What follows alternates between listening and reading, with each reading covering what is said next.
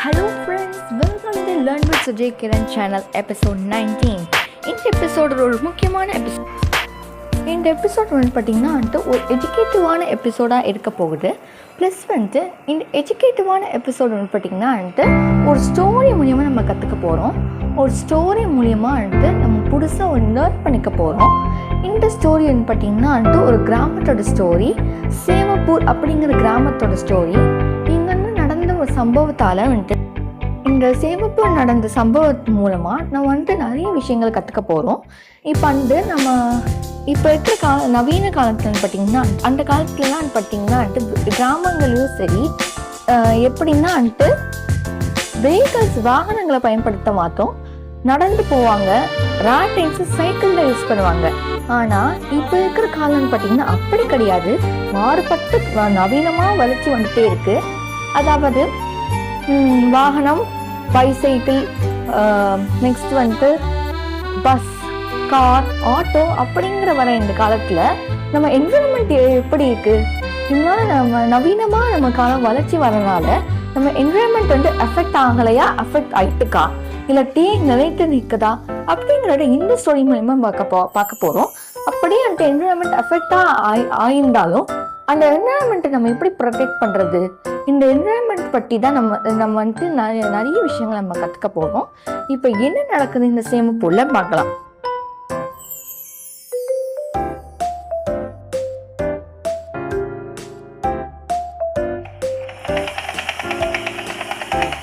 இது ஒரு பொண்ணு வண்டி ஓட்டிட்டு இருந்தாங்க. அது அவங்க ஓட்டிட்டு இருக்கிற பக்கமாடா ஒரு லாரி ஒன்று வந்துச்சு. ஆனால் அவங்க சுத்தமாக கவனிக்கவே இல்லை. அவங்க விட்டு பார்த்தாங்க. இப்போ இந்த பொண்ணுக்கு இருக்கிற நோய் பார்த்தீங்கன்னா ஐ டிஃபெக்ட். அதாவது கண்ணு அது கண் பார்த்த திறமையில எங்களுக்கு கொஞ்சம் டிஃபெக்ட் இருக்கு. ஐயோ அக்கா அக்கா, என்னக்கா பக்கமா ஒரு லாரி வண்டதுக்கு உங்களுக்கு இடிக்க போகுதுக்கா. என்னது இது? அங்க என்ன இருக்கு? எனக்கு சுத்தமாவே புரியலையே. ஏ சீதா, என்ன சொல்லிட்டு இருக்க நீ? லாரி அதெல்லாம் ஒன்றும் கிடையாது. அது ஏதோ ஒரு, எனக்கு பொறுத்த வரைக்கும் அதுக்கு ஏதோ ஒரு வேற ஏதோ பொருள், லாரி கிடையாது. ஏக்கா அது லாரி தான்க்கா, நல்லா பாருங்கக்கா. ஐயோ இவங்களுக்கு வேற ஐ டிஃபெக்ட் இருக்கா, சரியா பார்க்க மாட்டாங்க போல. ஐயோ அக்கா நான் சொல்றத கேளுங்கக்கா, உங்களுக்கு ஐ டிஃபெக்ட் இருக்கானால உங்களால சரியா பார்க்க மாட்டாங்க. அது ஒரு லாரி தான். லாரிலாம் கிடையாது சீதா, நீ சும்மா என்ன பயன்படுத்துத தானே. ஐ டிஃபெக்ட் பேர்ல எல்லாம் நான் பயன்படுத்துங்க போங்க. இதெல்லாம் லாரியே கிடையாது, வேற ஏதோ சின்ன பொருளா தெரியுது. எனக்கு என்னமோ இது ஆட்டோன்னு தோணுது. ஆட்டோ அதெல்லாம் இந்த ரோட்ல எவ்வளோ ஸ்பேஸ் இருக்கு, அதெல்லாம் அட்ஜஸ்ட் பண்ணி போய்ப்பேன். நீ பேசாம போய் உட்கார் போ. அக்கா பாத்தீங்கன்னா இவங்க பேர் தான் ராணி. சீதா எவ்வளவோ சொல்லியும் அடா லாரி உங்க பக்கம் வந்ததுக்குன்னு சொல்லிட்டேன்னு. ஆனா இந்த ராணி சுத்தமா கண்டுக்கவே இல்லை. அவளுக்கு இருக்கிற ஐ டிஃபெக்ட் நோயால அவளால அந்த லாரியை சரியா பார்க்க முடியல. அவ அந்த லாரி இல்லாம வேற என்னமோ நினைச்சிட்டா. என்னக்கா பண்ணிட்டு இருக்கீங்க? லாரி வந்துக்கா. லாரிலாம் ஒன்றும் கிடையாது, வேற ஏதோ பொருள் அது. நான் நகர்த்து சொல்லியிருப்பேன், நீ பேசாம இரு. ஐயோ லாரி அண்ணா என்னன்னா பண்ணிட்டு இருக்கீங்க? லாரி டிரைவரே தயவு செஞ்சு வெளில வாங்க ப்ளீஸ், தயவு செஞ்சு லாரியை நிறுத்துங்க. ஆனா என்னம்மா யார்? இப்பதான் என்னால் பார்க்க முடியுது. ஏதோ ஒரு பொண்ணு என் பக்கமே வந்ததுக்கு. ஐயோ என்னண்ணா உங்களுக்கு என்ன ஐ டிஃபெக்டா இருக்கு? அவ்வளோ தூரத்தில் வந்துருக்கீங்க, அப்போ கூட பார்க்கலையா? இப்போ மட்டும்தான் பார்க்குறீங்களா? தயவு செஞ்சு வண்டி நிறுத்துங்கண்ணா. சரிம்மா, என் பக்கமே வந்துட்டுக்கிற ஏதோ ஆப்ஜெக்ட் இப்போ நிறுத்தப்பட்டிருக்கு, என்னன்னே தெரியல. சரி நம்ம வேலையை பார்ப்போம். என் வேலை இருக்கு, வெஜிடபிள்ஸ் வாங்கி வந்தாச்சு, இப்போ எடுத்து சமைக்காண்டித்தான். மத்தியானம் ஆயிடுச்சு. ராணி மட்டும் இல்லை, அந்த கிராமத்தில் இருக்கிற எல்லாருக்குமே ஏதாவது ஒரு நோய் ஏற்பட்டுட்டே இருந்துச்சு. இந்த கிராமத்து மக்களுக்கு அவங்க கிராமத்துக்கு மட்டும் ஏன் இந்த மாதிரி நோய் ஏற்படுதுன்னு சுத்தமாக அவங்களால தீர்மானிக்கவே முடியல. இவங்களோட பேர் தான் ஐஸ்வர்யா. இவங்களுக்கு பார்த்தீங்கன்னா முடிய நிறையவே கொட்டே இருக்கு. இவங்க தான் ஒரு பாட்டி. ரொம்ப பூர்வீகமா இந்த சேமப்பூர் கிராமத்தில் வாழ்ந்து வந்தாங்க. அவங்களுக்கு இவ்வளோ வருஷம் அவங்க சொல்றாங்க, என்னது என் முட்டு வருஷமா இந்த சேமப்பூர் கிராமம் எல்லாம் நல்லா தானே இருந்துச்சு, இப்ப மட்டும் ஏதோ புதுசா நோய் வருது. எனக்கு என்னன்னா முடி கொட்டுது, ஒருத்திக்கு என்னன்னா ஐட்டு பட்டுன்னு என்னமோ நின்றதுக்கு. அட ஆடா ஐஸ்வர்யா, உனக்கும் தலை கொட்டுது, மற்றவங்களுக்கெல்லாம் முடி ரொம்ப கம்மியாக இருக்கு. ஆமாங்க பாட்டிமா, முன்னாடி எனக்கு முடி நிறைய இருந்துச்சு, என்னன்னே தெரியல, முடி கொட்டி கொட்டி மூட்டு சின்னடா ஆயிடுச்சு. அது மட்டும் இல்லை, நான் என்னோட ஃபேமிலிக்கிட்ட சொல்லி டாக்டர்கிட்ட போய் பார்த்தாச்சு, ஒன்றுமே பண்ண முடியாதுன்ட்டாங்க. அட அதுதானே, எனக்கும் முடி நிறைய இருந்துச்சு. எனக்கு பாரு, முடி அமுட்டு கம்மியாயிடுச்சு. கிராமத்துல 4 பேர் இருந்தாங்க, அவங்களாலே புரிஞ்சுக்க முடியல. அதாவது அவங்க கிராமத்துல மட்டும் இந்த மாதிரி பாதிப்புகள் ஏற்படுதுன்னு எல்லா மக்களுமே ஏதாவது ஒரு விஷயத்தால பாதிக்கப்படுறாங்க.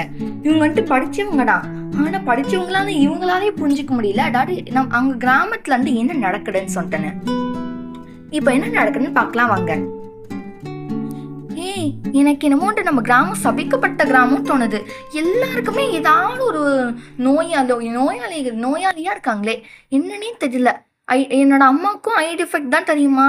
அவங்களால சுத்தமாக வந்துட்டு கவனிக்கவே முடியல. அவங்க பண்ண சாப்பாடுலான்ட்டு உப்புக்கு பதிலாக இப்போ சுகரை போட்டு வச்சுட்டாங்க தெரியுமா. அவங்க அதான் அவங்க பார்வையில் வந்துட்டு சுகர் வந்துட்டு சால்ட்டாக தெரியுது, சால்ட் வந்து சுகராக தெரியுது. ரொம்ப கஷ்டப்படுறாங்க ஐ டிஃபெக்டால. ஆமா ஆமா, எனக்கு என்னோட பையனுக்கு ரொம்ப வயசாயிட்டு தெரியுமா. என்னடா ரோபர்ட் சொல்ற, பையனுக்கு வயசாயிடுச்சா? காமெடி பண்றியா? இல்ல, நான் சொல்றது 100 கூட உண்மை. என்னன்னே தெரியல, என்னோட பையன் வந்துட்டு அப்படியே வந்துட்டு என்ன சொல்றது, அப்படியே ப்ரீமேச்சர் ஏஜிங் மாதிரி ஆயிடுச்சு தெரியுமா. முன்ன காலத்திலேயே தகுந்த காலத்துக்கு வயசாகாம முன்ன காலத்திலேயே வயசான மாதிரி ஆயிட்டானே, என்னன்னே புரியல தெரியுமா. ஆமாண்டா, என் பையனும் அப்படித்தான் இருக்கான். என் பையனுக்கு ஐ டிஃபெக்ட் தெரியுமா. அந்த ஐ டிஃபெக்டால பாவம் மார்க் அப்படியே கம்மியாகிறது. மேம் குடிச்சு திட்டுறாங்க, என்னன்னே புரியல. அவன் வந்துட்டு படிக்கிறதே தப்பா படிக்கிறான் தெரியுமா. படிக்கிறதே ரொம்ப கஷ்டப்படுறான். டாக்டர் கூட்டின்னு போய் ஆச்சு தெரியுமா, ஒண்ணுமே நடக்க மாட்டேங்குது, என்னன்னே புரியல. இதெல்லாம் பார்த்தா எனக்கு என்னமோ சாபங்கிற மாதிரி தான் தெரியுது. இல்ல சாபமா இருக்காது, அப்படியே நம்ம கன்ஃபார்ம் பண்ணிட கூடாது சாபம் தான் சொல்லிட்டுன்னு. நம்ம வந்து ரிசர்ச் பண்ணி பார்க்கலாமே நம்ம கிராமத்துக்கு என்னதான் நடக்குதுன்னு சொல்லிட்டுன்னு. சாபம் தான் சொல்ல முடியாது, ஏன்னா இப்போ இருக்க எல்லா இடத்துலயும் உள்ள என்விரான்மெண்ட் சூழ்நிலையை பார்த்தா நம்ம கிராமம் வந்துட்டு குளோபல் வார்மிங் தான் அஃபெக்ட் ஆகிருக்கும் போல இருக்கு. ஆனால் அப்படியே நம்ம கன்ஃபார்ம் பண்ணிட வேண்டாம், ஃபர்ஸ்ட் ரிசர்ச் பண்ணி பார்க்கலாம் என்ன நடக்குதுன்னு சொல்லிட்டுன்னு. ஆமாண்டா. ராபர்ட், எனக்கு என்னமோ வந்துட்டு நம்ம கிராமத்தில் அதிகமான சூரிய ஒளி வளர்தான் தான் இதெல்லாம் நடக்குது. அதிகமான சூரிய ஒளியில் நம்ம வந்துட்டு எக்ஸ்போஸ் ஆகிறதுனால தான் நம்ம பாடிக்கு நம்ம பாடி ரொம்ப எஃபெக்ட் ஆகிடுறது. அந்த பாடியும் நம்மளை தாங்க முடியாது இல்லையா, ஆனால் தான் ரொம்ப எஃபெக்ட் ஆகுது. ஆமாம், எப்படி இவ்வளோ சூரிய ஒளி எப்படி வருதுன்னு எனக்கு ஒன்றும் புரியல. சரி அதே நம்ம கூகுளே பார்த்துடலாமே என்ன நடக்குதுன்னு சொல்லிட்டுங்கப்பா. நான் வீட்டுக்கு போய் என்னோட லேப்டாப் மட்டும் எடுத்துன்னு வந்துடுறேன். நீங்கள் 4 பேர் உட்காந்து பேசிட்டு இருங்க அது வரைக்கும். அண்ணா, என்னண்ணா பண்ணிட்டு இருக்கீங்க? தங்கச்சி, இந்த கிராமத்தோட பிரச்சனையை நம்ம உடனே தீர்க்கணும்னு நினைக்கிறோம். நம்ம கிராமத்துக்கு அதிகமான சூரிய ஒளி வந்துட்டே இருக்கு. அந்த வெப்பத்தால தான் நம்ம பாடி கூட பிரச்சனையா இருக்கு. ஃபர்ஸ்ட் இந்த வெப்பம்லாம் எங்கேருந்து வருது? எல்லாம் அது என்ன சூரிய ஒளி இவ்வளோ வெப்பம் கொடிக்குது இந்த மாசத்துல? எனக்கு ஒன்றுமே புரியல. ஃபர்ஸ்ட் அதுக்கான ரிசர்ச் பண்ணணும். சரிங்கண்ணா, தயவு செஞ்சு ரிசர்ச் பண்ணி நம்ம கிராமத்தில் இருக்கிற பிரச்சனையை போக்குங்கண்ணா. ஓகேம்மா. இந்த 4 பேருமே வந்துட்டு இந்த கிராமத்து மக்களுடைய ஹெல்த் இஷ்யூஸ் எல்லாமே எப்படி நடக்குது, சூரிய ஒளி ஏன் அதிகமாக இருக்குன்னு சொல்கிறத பற்றி இவங்க வந்துட்டு கூகுள் வந்துட்டு ரிசர்ச் பண்ணி பார்க்குறாங்க. ஓஹோ, இதனால தான் நம்ம கிராமத்தில் சூரிய ஒளி அதிகமாக இருக்கா? அட கடவுளே, சூரிய ஒளி அதிகமாக இருக்கிற காலத்தினால தான் நம்ம சூரிய ஒளியில் ரொம்ப நேரமாக நின்றுனால தான் ஒரே வந்துட்டு ஐ டிஃபெக்ட்டு அந்த ஹேர் ஃபாலு, அதை மட்டும் இல்லை நம்ம ஸ்கின் எல்லாமே ரொம்ப வந்துட்டு வயசானவங்க மாதிரி ஆகிடும், விரிங்கிள்ஸாக ஆகிடும். ஓஹோ, ஓசோன் லேயரில் ஹோல் இருக்கா? அட கடவுளே, இதனால தான் இவ்வளோ பிரச்சனையுமா?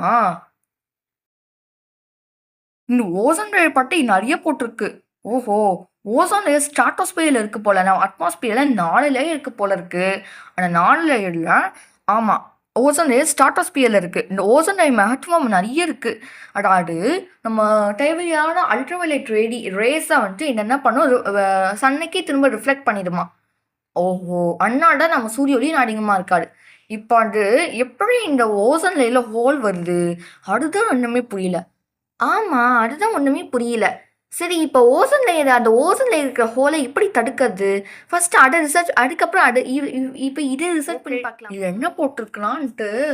ஆஹா! இப்ப புரியுது. மரங்கள் எல்லாமே வெட்டப்படுது. அந்த வெட்டப்பட்ட இப்ப வந்து மரங்கள் வந்து கார்பன் டை ஆக்சைடு விட்டு ஆக்ஸிஜன் நமக்கு குடுக்கும். ஆஹா! இந்த கார்பன் டை ஆக்சைடு அட்மாஸ்பியர் நுழையினால தான் அந்த ஓசோன் லேயர் உடைக்கப்படுது. ஓகே. அது மட்டும் இல்ல. ஆ நைட்ரஸ் ஆக்சைடு இதனாலேயும் வந்துட்டு அட்மாஸ்பியர்ல பாதிப்பு ஏற்படுது. ப்ளஸ் வந்துட்டு நம்ம வெஹிக்கிள்ஸ் யூஸ் பண்றோம். ஓஹோ! இப்பதான் எனக்கு புரியுது. நம்ம கிராமம் நவீனமாயிட்டே போகுதுல்ல. அதனாலே நமக்கு நெறைய பிரச்சனை ஏற்படுது. நம்ம நம்ம வாகனங்களே ஓட்டுறோம்ல, நெறைய இண்டஸ்ட்ரீஸ் வர ஆரம்பிச்சுச்சுல்ல. ஆ அந்த இண்டஸ்ட்ரீஸ்ல வர புகை நம்ம அட்மாஸ்பியர் போய் மாசுபடுது. இதனால ஓசோன் லேயர் பாதிக்கப்படுது. இப்ப புரியுது என்ன விஷயம்னு. ஓஹோ!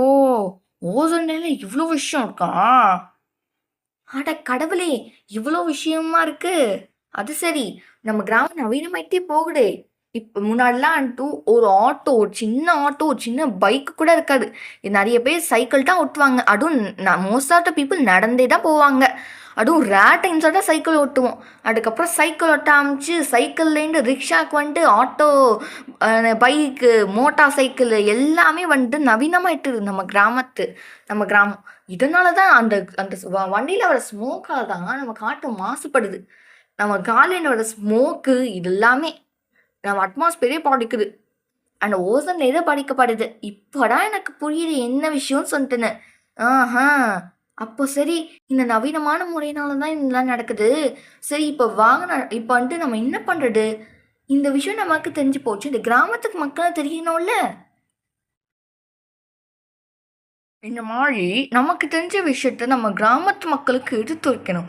அப்பனாதான் அப்பனாதான் அந்த அப்பனாதான் கிராமத்து மக்கள் புரிஞ்சுப்பாங்க. ஓகே. இப்போ வந்து நம்ம வந்து ஒரு கேம்பெயின் தான் பண்ணணும். அவேர்னஸ ஸ்ப்ரெட் பண்ணணும்.